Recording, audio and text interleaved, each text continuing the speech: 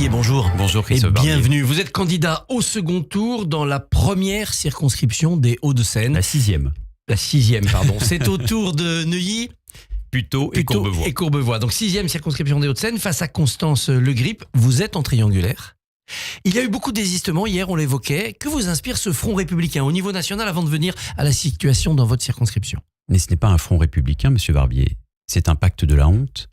Comment le parti d'Emmanuel Macron, qui a prétendu jusqu'il y a quelques jours encore incarner l'arc républicain contre les extrêmes, ose-t-il s'allier avec de la France insoumise?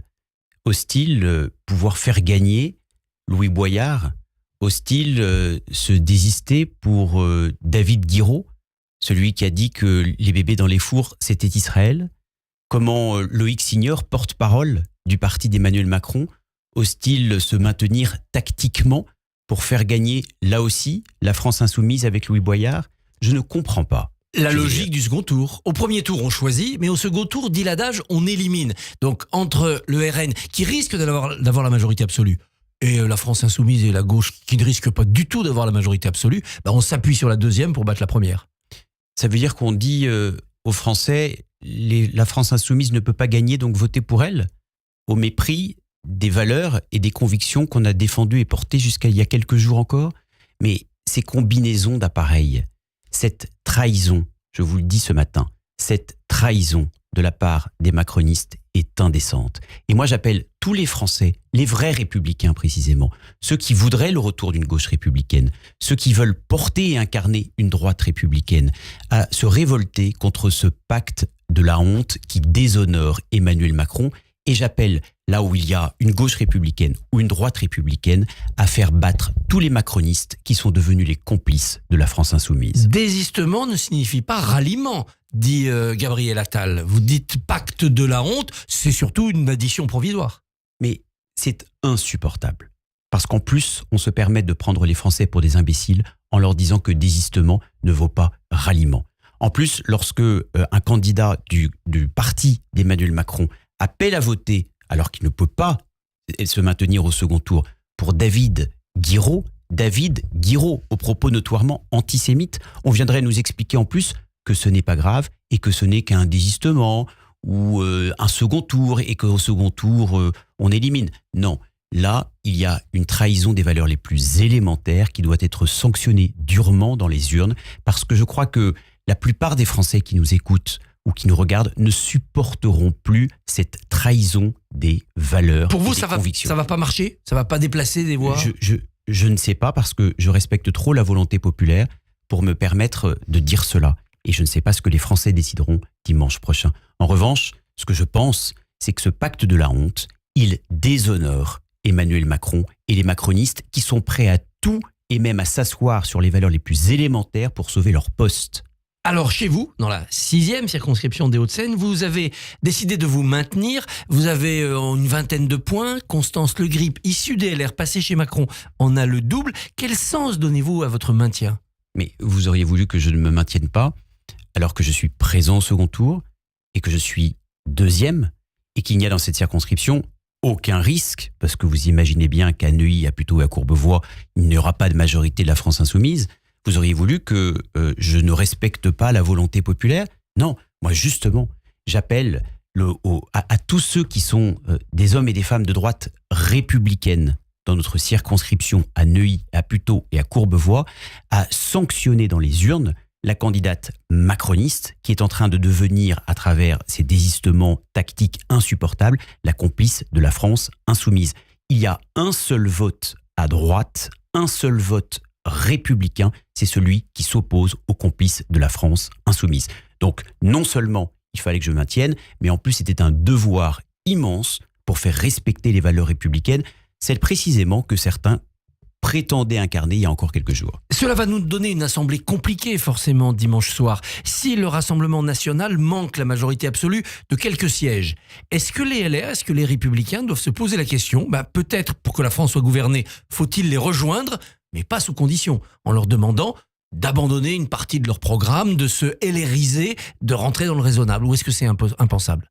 Vous savez, contrairement à beaucoup de candidats dans ma circonscription comme en France, moi je ne godis pas. Je ne mens pas. je ne change pas d'un tour à l'autre. Je ne trahis pas. Donc, je suis un homme de droite, libéral, indépendante, profondément républicain. Et je serai un homme libre à l'Assemblée nationale si les Français me font confiance et m'élisent député des Hauts-de-Seine.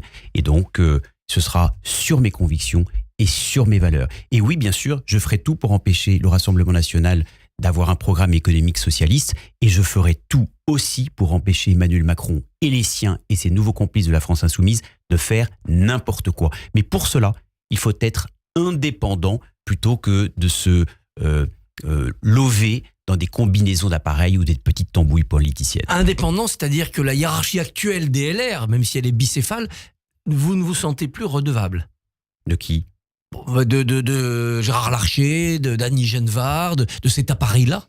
Bien sûr que si. Moi, je respecte tous ceux qui ont justement voulu leur indépendance, comme Gérard Larcher, comme Laurent Wauquiez et comme beaucoup d'autres. Il reste une hiérarchie quand même. Non, mais une hiérarchie. Mais quand je vous dis que je suis un homme libre, je suis un homme libre, c'est-à-dire que je ne veux pas d'un Rassemblement national s'il a un programme économique socialiste délirant et des convictions comme par exemple sur la binationalité que je ne partage pas, et je ne veux pas non plus d'Emmanuel Macron qui est devenu le complice de la France insoumise. Mais sachez une chose, c'est que je me battrai toujours contre cette extrême gauche insupportable qui est racialiste, wokiste, qui veut l'enfer fiscal, qui est notoirement antisémite et qui est en train de battre en brèche les valeurs les plus élémentaires de notre belle République française. Alors s'il y a rupture nette avec ces élus de la France insoumise, que le Front populaire se casse en deux, est-ce qu'une tentative de majorité qui irait de Boris Vallaud et François Hollande jusqu'à Laurent Wauquiez et vous, en passant par les macronistes, ça pourrait ressembler à quelque chose pour qu'il y ait une majorité et un gouvernement dans ce pays? Donc on travaille avec la France insoumise pendant quelques jours et après on les oublie. Mais ce que vous oubliez précisément, Monsieur Barbier, c'est que aujourd'hui, ces combinaisons, elles deviendront demain des coalitions. Parce que si Emmanuel Macron et les siens sont réélus et conservent une majorité grâce à la France insoumise, ils leur devront des gages demain. Qu'est-ce que ce sera ces gages ? La reconnaissance de la Palestine le 8 juillet au matin ? Le désarmement de la police, comme l'appelle la France insoumise ? Vous savez, il ne faut pas mentir aux Français. Et ceux qui aujourd'hui tentent de garder leur poste grâce à la complicité active de la France insoumise devront demain, en réalité, donner des gages sur le fond, et les combinaisons d'aujourd'hui deviendront les coalitions de demain.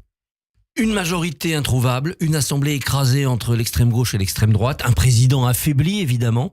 Est-ce que c'est pas la fin de la Ve République qui se profile ? En tout cas, c'est la fin des valeurs, c'est la fin du respect de l'autre.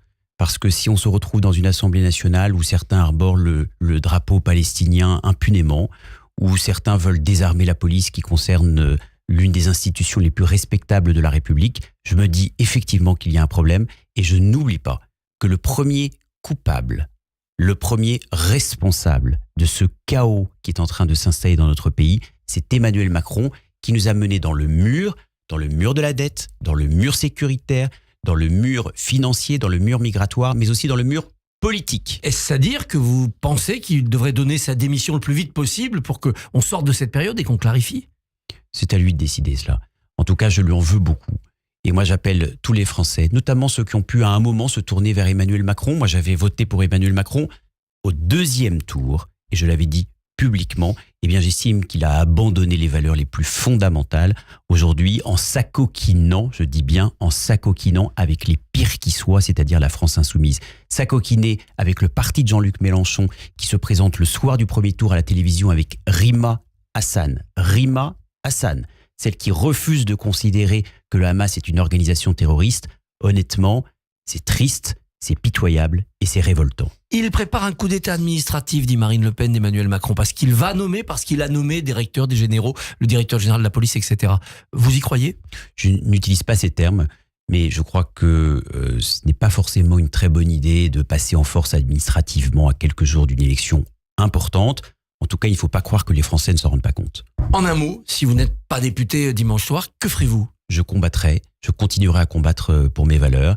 Je suis vice-président de la région Île-de-France et surtout je suis un homme libre parce que j'ai décidé de ne pas dépendre de la politique. Je suis avocat et je crois qu'aujourd'hui on a besoin de liberté, de république et de valeurs fondamentales. Geoffroy Didier, candidat dans la 6e circonscription des Hauts-de-Seine. Merci et bonne journée. Merci. Merci beaucoup Christophe, on vous retrouve tout à l'heure à 7h45. Votre invité sera Nicole Belloubet, ministre de l'Éducation nationale et de la Jeunesse.